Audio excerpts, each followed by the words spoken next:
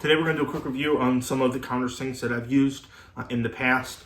I'm going to review what I went through when I first started woodworking and how I landed at going with this Amana tool one, which really is, in my opinion, the best of all of them. But I want to show you all the ones that are out there so you guys can make a good decision on what you'd like.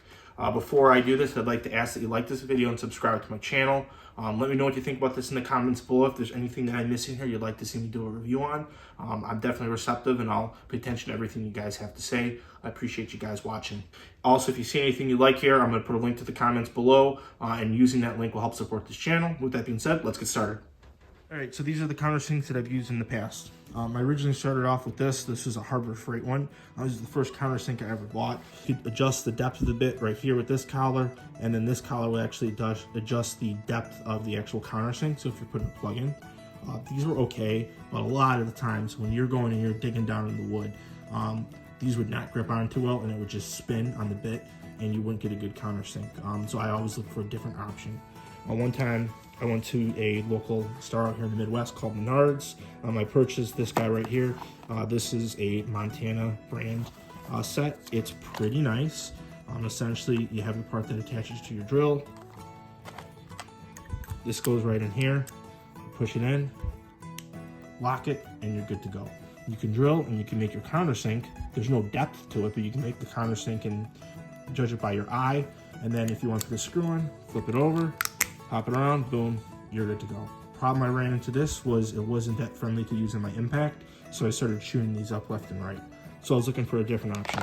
One day, for just a decent countersink, I was at my local Home Depot, found this guy right here. This is just a DeWalt countersink. They're okay. I really wasn't a big fan of it. It's very simple and very dry cut.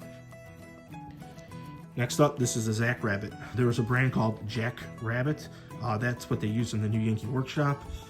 And that's what Norm Abram loved to use over the years. I went online. The Jack Rabbit is no longer around because it wasn't able to take an impact. His son, Zack, actually took over the company. It was a small family-owned business and still is. And they developed this one, which is impact resistant. You have the special bit right here. This goes into your drill. You go, pop this off, and you have your PH2 bit here. You have a Torx 25 on the other side. And you just pop this right back on when you want to do your countersinks. I'll show you how this works in a second. This one was really nice. When I'm doing countersinks, I use this and I use my Amana. If I can't find my Amana because the shop gets a little messy, I go with my Zack Rabbit all the time. Only problem with the Zack Rabbit is, even though it's impact resistant, these guys get chewed up a little bit.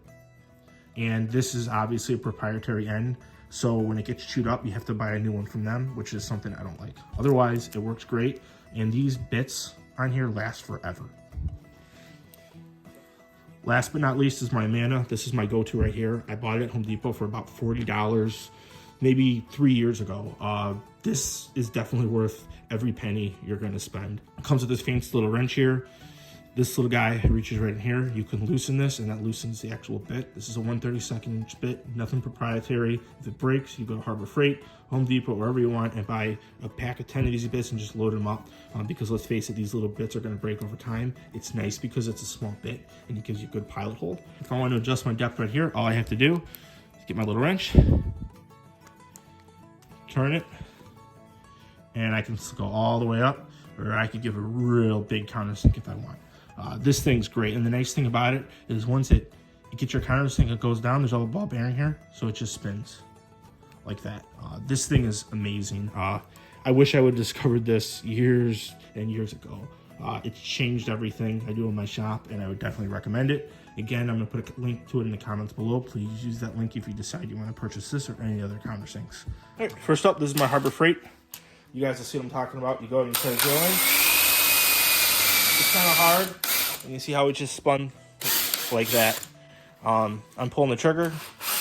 You put a little, see how it's just spinning, and it's not even countersinking. That's the problem I ran into it years ago with, and obviously hasn't changed at all. Next up is my Montana. I got it set right here.